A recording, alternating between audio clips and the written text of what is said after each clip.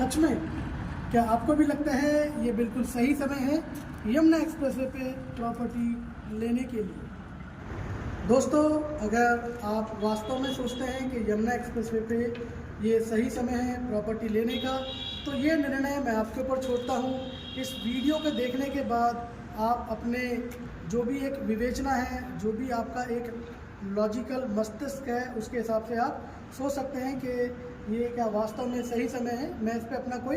Yes या no का निर्णय नहीं दूंगा। जी हाँ दोस्तों, मैं आज आपको लेके आया हूँ यमुना एक्सप्रेसवे पे, जहाँ पे आने वाले समय में कुछ ऐसे मेजर माइलस्टोन होने वाले हैं जिनकी वजह से जो आज यहाँ पे पैसा लगाएगा,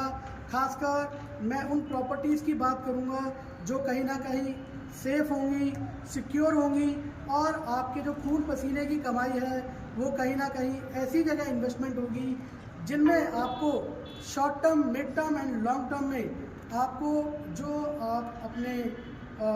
मेहनत का पैसा लगाएंगे उस पर बहुत शानदार ग्रोथ तो मिलने के चांसेस होंगे ही होंगे। साथ के साथ आपको एक रेगुलर रेंटल इनकम और पैसिव इनकम का जो एक रेगुलर अर्निंग है वो भी बहुत शानदार होगी। जी हाँ दोस्तों, मैं दिनेश दयाल, जैसा कि आपको पता है मैं कमर्शियल प्रॉपर्टी इन्वेस्टमेंट कंसल्टेंट हूँ और साथ के साथ मैं एक्सपर्ट हूँ। एज ए टीम हमारी काम करती है जिसमें हम आपको सेफ और सिक्योर प्रॉपर्टी में इन्वेस्टमेंट कराते हैं, जिसमें आपको कहीं ना कहीं एक मैसिव ग्रोथ तो मिलती है आपके इनिशियल इन्वेस्टमेंट अमाउंट में। साथ के साथ आपको एक रेगुलर रेंटल इनकम या पैसिव इनकम की हम बात करते हैं तो वो आपको मिलने के बहुत ही शानदार चांसेस होते हैं। यमुना एक्सप्रेसवे की अगर हम बात करते हैं, जिसमें लोगों का आज बहुत बड़ा चार्म है, क्रेज है और कहीं ना कहीं उनकी एक क्यूरियोसिटी है कि यमुना एक्सप्रेसवे पे वो प्रॉपर्टी में इन्वेस्टमेंट करें। जी हाँ, तो इसमें सबसे जो बेहतरीन एक वैलिड और एक मैसी पॉइंट है जो उनको सपोर्ट करता है in terms of investment in commercial property और any kind of residential property. जी हाँ, वो आता है वीवो मोबाइल मैन्युफैक्चरिंग प्लांट और यूनिट। जी हाँ दोस्तों, ये 40 मिलियन का एक इन्वेस्टमेंट है जो ऑलमोस्ट कुछ फेज़ में लगेगा, फेज़ वाइज लगेगा और 169 एकड़ की लैंड यहाँ पे वीवो को अलॉट हो चुकी है और कहीं ना कहीं ये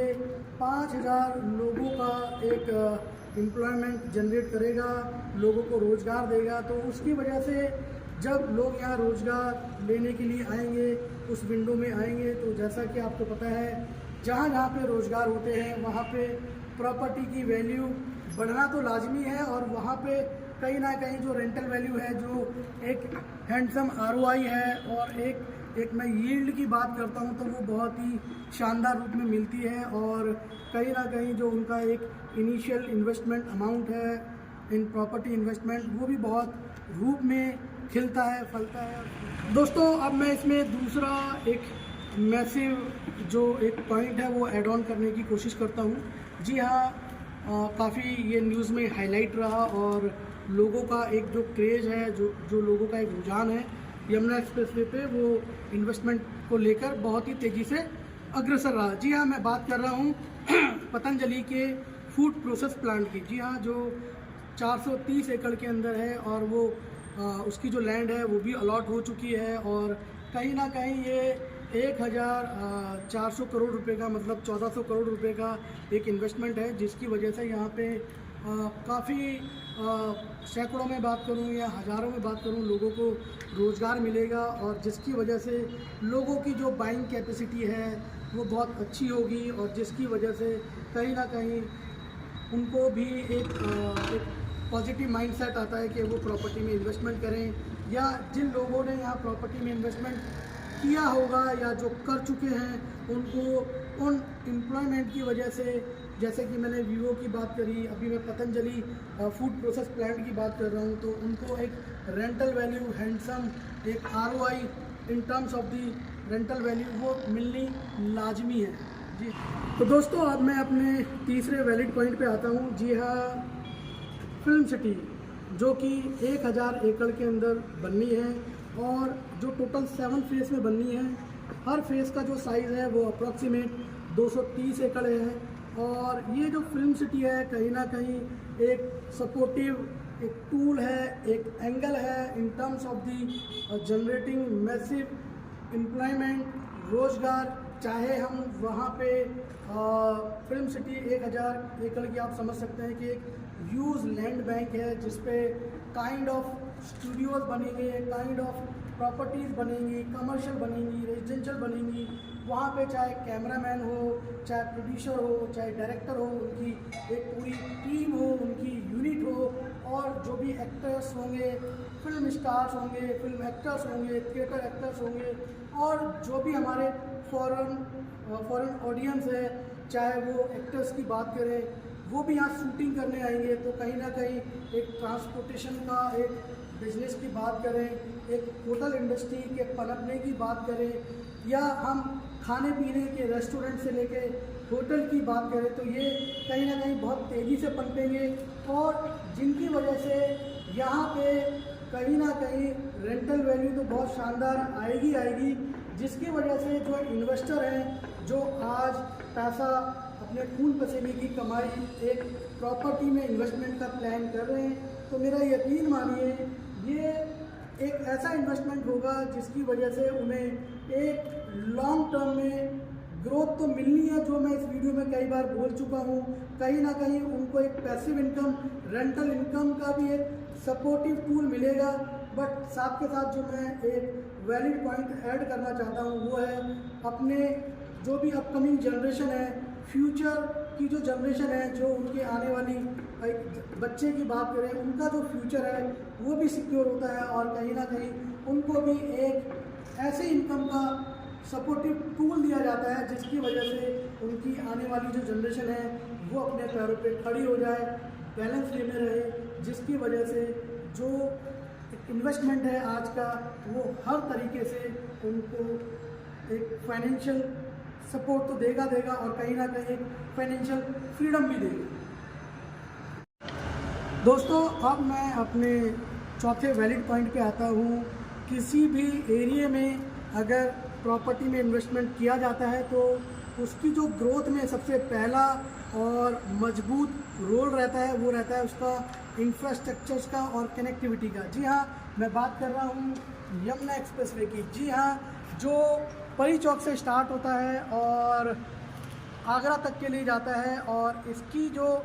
एक लेंथ है वो ऑलमोस्ट 300-350 किलोमीटर की है। और आप भूलिए मत, ये जो लीड करता है आगरा एक्सप्रेसवे भी इसको बोलते हैं, मतलब ताज महल। जी हाँ, जो कहीं ना कहीं इंटरनेशनल टूरिज़्म के लेवल पे एक बहुत ही वैल्यू रखता है, टूरिज़्म की डेस्टिनेशन है। तो जो हमारे इंडियन टूरिस्ट हैं, फॉरेनर्स टूरिस्ट हैं, वो तो यहाँ आते ही हैं। सोचिए जैसे जैसे यहाँ आबादी बढ़ेगी तो वो भी कहीं ना कहीं एक ट्रैवल का जो एंजॉय करना चाहेंगे, क्योंकि अगर मैं ताजमहल की बात करूँ तो एक लैंडमार्क है जिसकी वजह से यहाँ पे पैरेलली होटल इंडस्ट्री, जी हाँ, चाहे मैं रेस्टोरेंट इंडस्ट्रीज़ की बात करूँ, और तरह तरह के जो एंटरटेनमेंट जोन हैं जो बीच बीच में पड़ाव पे आते हैं, जी हाँ, उन सब की वजह से यहाँ पे जिन लोगों का प्रॉपर्टी में इन्वेस्टमेंट होगा, मेरा यकीन मानिए उनकी प्रॉपर्टी में बहुत ही शानदार ग्रोथ के साथ साथ हाई रेंटल वैल्यू ज़रूर मिलेगी। दोस्तों, अब मैं अपने 5वें वैलिड और सबसे मजबूत पॉइंट पे आता हूँ। जी हाँ, आप भी अभी तक सोच रहे होंगे कि मैंने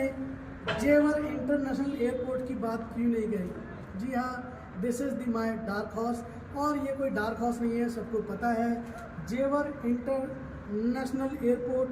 की यहाँ जो सुविधा है ऑलमोस्ट सितंबर टू अक्टूबर 2024 से स्टार्ट हो जाएगी, जिसका कंक्रीट लेवल पे प्लान हो चुका है और ग्राउंड पे सारी मैसिव लेवल की एक्टिविटीज़ चल रही हैं।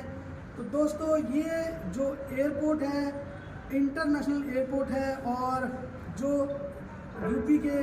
सीएम हैं योगी आदित्यनाथ, उनका कहना है कि ये एशिया का सबसे बड़ा एयरपोर्ट होगा इन terms of the employment, in terms of the freight corridor या फ्रेट एयरपोर्ट। जी हाँ, साथ के साथ जैसे मैंने फ्रेट कॉरिडोर की बात करी तो DMIC दिल्ली मुंबई इंडस्ट्री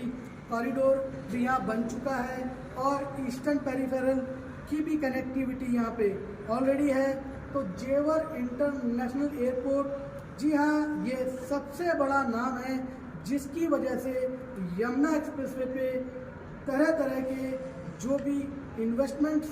को लेकर यहाँ पे एक्टिविटी हो रही है। इसमें मैं चाहे बात करूँ टूरिज़्म इंडस्ट्री की, होटल इंडस्ट्री की, या जैसे मैंने पतंजलि फूड प्रोसेस की बात करी, या मैं बात करना चाहूँगा इस वीडियो के अंदर, जी हाँ, वो है फार्मूला रेसिंग 1। जी हाँ, फार्मूला रेसिंग 1 जो ट्रैक है वो ऑलरेडी यहाँ पे बन चुका है। और साथ के साथ मैं एक पॉइंट और जोड़ना चाहूँगा, जी हाँ, 2020 क्रिकेट स्टेडियम, जी हाँ, 2020 मैच के लिए यहाँ पे जो इंटरनेशनल लेवल का एक क्रिकेट स्टेडियम बन चुका है, उसकी वजह से भी यहाँ पे आने वाले समय में आपको बहुत ही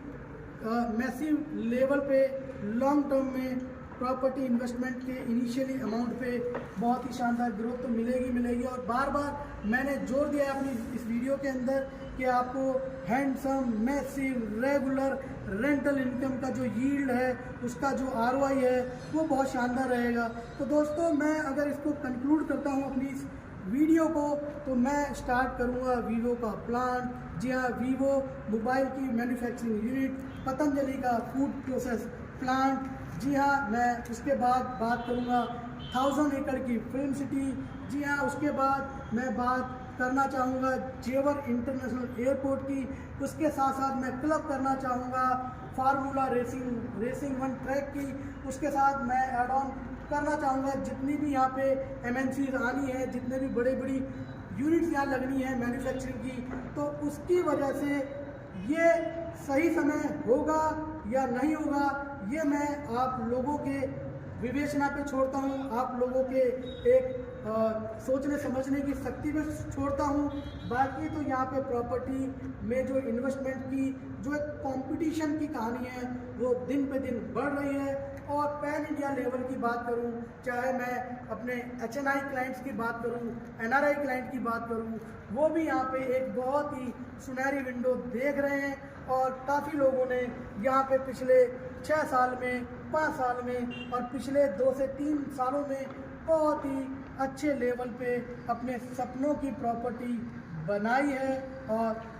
मेरे हिसाब से मैं जितने भी अपने क्लाइंट से मिलता हूँ, they all are quite happy, और वो एक अपने सुनहरे भविष्य को देख रहे हैं और अपनी जनरेशन को भी कहीं ना कहीं फाइनेंशियल फ्रीडम की ओर देखते हैं। तो दोस्तों, आज की वीडियो में इतना ही। अगली वीडियो में मैं आपको जल्दी मिलूँगा। अगर ये वीडियो आपको पसंद आती है तो प्लीज़ इसको लाइक कीजिए, शेयर कीजिए और मेरे चैनल को सब्सक्राइब भी कीजिए। अगली वीडियो तक आप अपना ध्यान रखिए। जय हिंद।